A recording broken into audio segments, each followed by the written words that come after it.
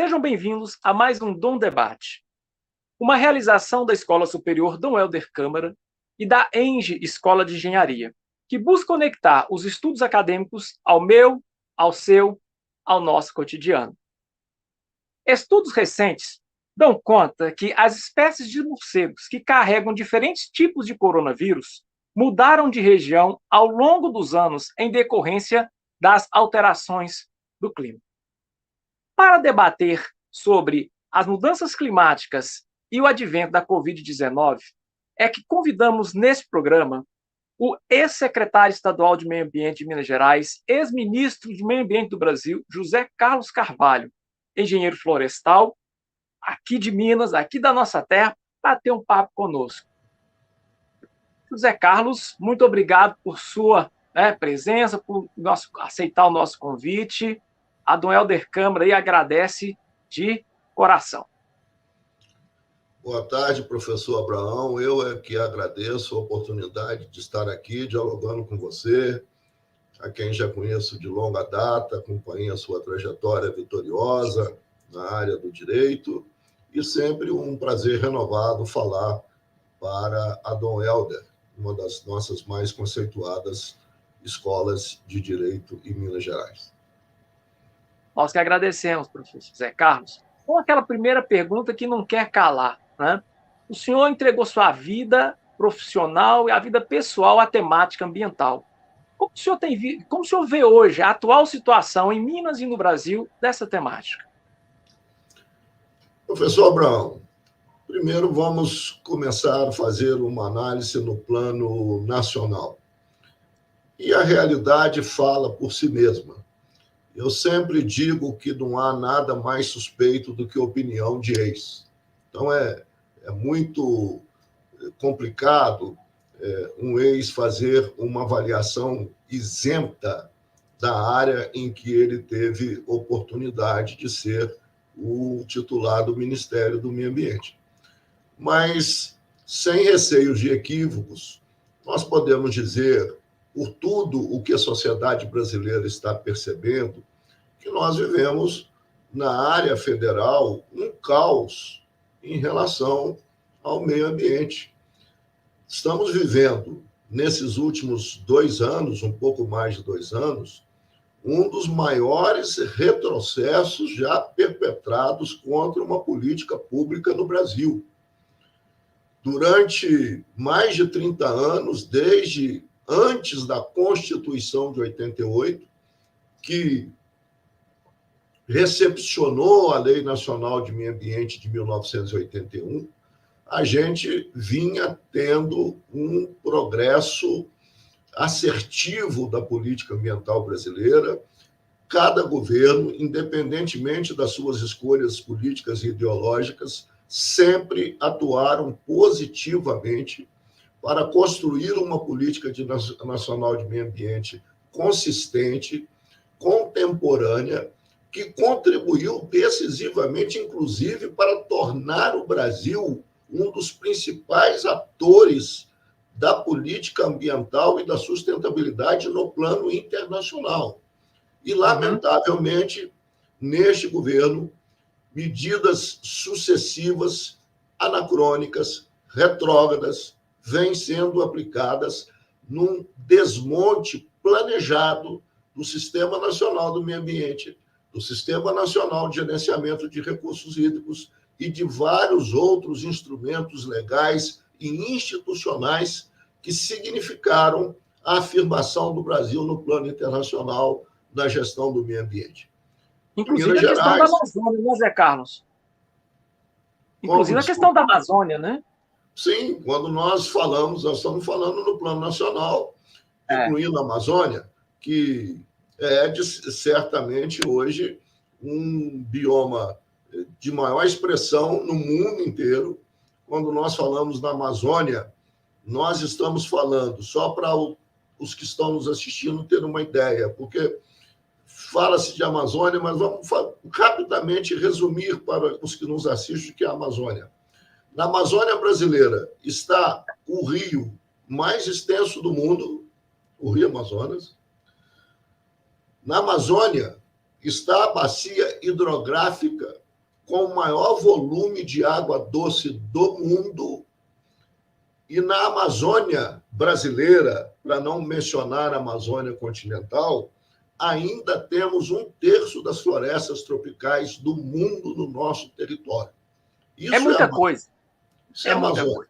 Então, isso significa ter a maior biodiversidade do mundo, o maior volume de água do mundo numa bacia hidrográfica, e isso é uma riqueza que deve servir à afirmação do nosso país no plano internacional. O grande papel que o Brasil pode jogar no plano internacional, na articulação entre as nações, é o papel de ser uma potência de meio ambiente.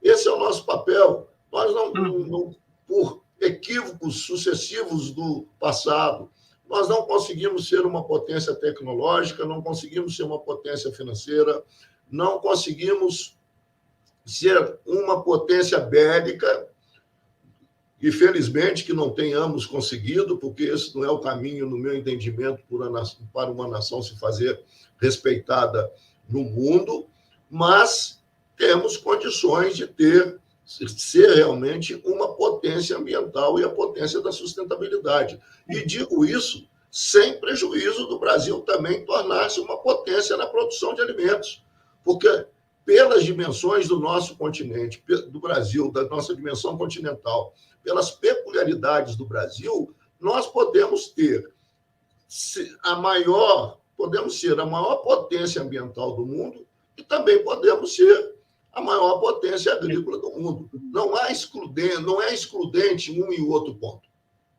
E em Minas Gerais, o paralelo é o mesmo, Zé Carlos? Olha, nós temos uma questão, o Brasil é uma federação, como você sabe, as medidas de natureza federal, elas repercutem nos estados. Esse é um dilema. E como o Brasil ainda é uma república muito dependente da União, embora a Constituição de 1988 pode ser marcada como uma Constituição participativa, como uma Constituição que estabelece a parceria das unidades federadas, a União ainda tem um papel muito protagônico. E tudo que a União faz, positivo ou negativamente, tem repercussão nos estados. Mas em Minas, eu destaco que o quadro do Sistema Nacional do Meio Ambiente, temos um Sistema Estadual de Meio Ambiente e Recursos Hídricos, respeitado. Sou um grande admirador do trabalho da secretária Marília Mello, mas considero o governo Zema um governo conservador em matéria de meio ambiente. Muito bem. Vamos entrar um pouco na questão da mudança climática, que ela pega todo o quadro internacional ao local. A gente sabe que até 2015, o protocolo de Kyoto não obrigava o Brasil na redução dos gases de efeito estufa. A partir da COP21 na França, em 2015, isso foi alterado. O que a gente quer saber, se puder fazer esse paralelo, né? Quais os efeitos práticos disso para o nosso dia a dia, Zé Carlos? Caro professor Abraão, eu acho, primeiro, vamos aos efeitos. Os efeitos estão à vista. Quando, há 10 anos atrás, quando a questão das mudanças climáticas ainda estavam muito vinculadas ao debate do IPCC, que é o painel das Nações Unidas de Mudanças Climáticas, essa questão ficava muito vinculada ao mundo da ciência, ao mundo científico, sem um engajamento e sem uma participação do cidadão comum. Hoje é possível perceber, não precisa mais de recorrer aos cientistas, de recorrer às grandes fontes acadêmicas para perceber que nós vivemos uma mudança climática muito percebida. Ainda agora, exatamente, esse programa vem num momento emblemático, porque ainda agora, nesses últimos 30 dias, nós vivemos uma situação de eventos climáticos extremos, como o painel de mudança climática vinha anunciando, sem paralelo na história da humanidade. Né? Nós estamos vivendo trópicos gelados, estamos vivendo regiões boreais quentes, no Canadá, quase que lá encostadinho no Ártico, temperaturas Vancouver, de 46 graus, 46 graus próximo do Ártico, e enchentes, né, na Europa sem precedentes, Alemanha, Holanda. Então, a natureza está, que antes estava apenas emitindo sinais que só os cientistas eram capazes de captar, agora está emitindo os sinais para que todo o cidadão possa perceber que estamos vivendo situação drástica, embora tenhamos uma parcela da sociedade nacional e internacional negacionista, como sempre teve na história, de pessoas anacrônicas, pessoas retrógradas, pessoas obtusas. Isso não significa dizer que não sejam pessoas decentes, honestas, mas que são obtusas e que não conseguem compreender a complexidade dessa tragédia que está sendo anunciada. E para o Brasil, mais especificamente, por exemplo, a gente vê o carro elétrico, as placas de solares invadindo as casas, inclusive. Não seria um pouco disso também, esse compromisso do Brasil para reduzir a que chamam de descarbonização? Fala um pouco para a gente disso aí. Por exemplo, eu vou no depósito, vou comprar uma placa, hoje já está mais cara, mas daqui a 2, 3 anos ela compensa. Isso está entrando no dia a dia das pessoas, não está, Zé Carlos? Completamente, professor Abraão.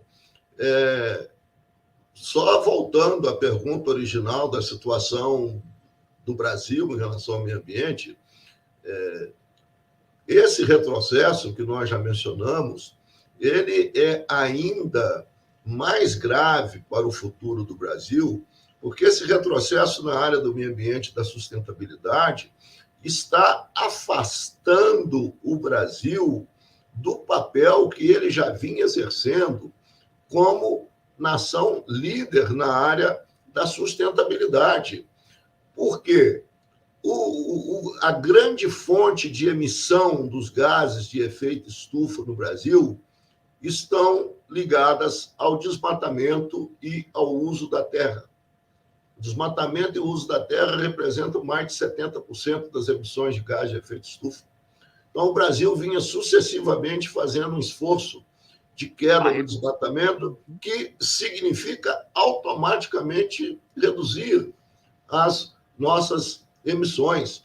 Porque, tirando o desmatamento, o Brasil tem uma situação bastante... A nossa fonte energética, né? Bastante positiva. Nós temos uma matriz energética muito mais limpa do que os nossos principais concorrentes internacionais, do que praticamente quase todas as outras nações. O Brasil iniciou um processo de investimento em energia solar, como você mencionou aí, e eólica, que já representa um percentual razoável em relação à oferta total de energia no país. Temos uma indústria relativamente limpa em relação ao que ela faz em matérias de controle ambiental, embora as emissões da indústria no Brasil tenham decaído também por uma razão que nós devemos considerar muito preocupante, porque está relacionada com a desindustrialização do país. O Brasil está se desindustrializando e, por isso, emite menos. Então, aí é onde a diminuição não deve ser comemorada pela razão de que estamos nos desindustrializando. Mas matando a galinha dos ovos de ouro, né? Então, nós temos um conjunto de fatores que nos coloca em condição de exercer a liderança no mundo e nós estamos preferindo ficar como caudatários das iniciativas de outras nações. É uma analogia mais ou menos assim, a gente tem uma Ferrari na mão, mas a gente está dirigindo ela como um Fusquinha, e olhe lá. Aqui, é um pouco disso que a gente fica cismado no nosso dia. Quando você abre as manchetes, a gente vê o seguinte: o avanço do ser humano sobre os recursos naturais tem levado a esses eventos extremos que o senhor acabou de falar, né? Quando é frio demais. Quando é quente demais. Tanto que essa palavra aquecimento global não é o mais adequado. É muito mais adequado falar o quê? Mudanças climáticas, exatamente por causa dessa intempérie. Será que não estaria aí a disfuncionalidade sistêmica que trouxe para nós essa pandemia do coronavírus, que sequer tem data para terminar, Zé Carlos? Olha, eu consigo entender uma relação causal entre a pandemia e a degradação do meio ambiente. Eu acho que há um nexo causal nessa relação. E até por uma percepção que parece simplória, mas que é verdadeira. Não é possível, é uma ilusão imaginar que nós vamos ter uma humanidade saudável num planeta doente. Esse é o ponto. Esse é a grande constatação que nós podemos tirar. E veja, todas as grandes pandemias viróticas que nós tivemos, desde sempre, e sobretudo nos últimos anos, todas vêm de vírus de origem animal. Uhum. Aliás, a palavra vacina, que surgiu na Inglaterra, ela vem de vacum, de gado, de boi, porque foi uma doença que surgiu na Inglaterra, transmitida pelo consumo de carne bovina, que deu origem à vacina. Então, isso significa que também, no plano da produção e do consumo, das relações da sociedade com o planeta, haverá, certamente, no futuro, a necessidade da sociedade repensar o consumo de carne, tal como a civilização contemporânea está fazendo. Eu colocaria isso no radar como uma questão a ser considerada, não apenas pelas questões de saúde, mas, sobretudo, por exemplo, pelo impacto da pecuária, principalmente da pecuária bovina, sobre o meio ambiente. A atividade antrópica que mais degrada o meio ambiente no Brasil e no mundo inteiro, onde ela é predominante, é a pecuária bovina. Pois é. A gente já está quase terminando o nosso programa e a gente não poderia dizer, dentro dessa constatação, né, desses limites do meio ambiente, dos recursos naturais, como se houver no futuro, pode ser no curto, no médio, no longo prazo, né, esse entrelaçamento, né, que é o tema da Rio+20, né, de um meio ambiente sustentável, com desenvolvimento economicamente viável e socialmente justo, professor Zé Carlos? Esse é o maior desafio da nossa geração e, seguramente, o maior desafio da civilização contemporânea. Eu acho que, além das crises políticas, econômicas e sociais que são graves, paira acima delas uma crise civilizatória. Essa é uma questão que eu sempre gosto de colocar.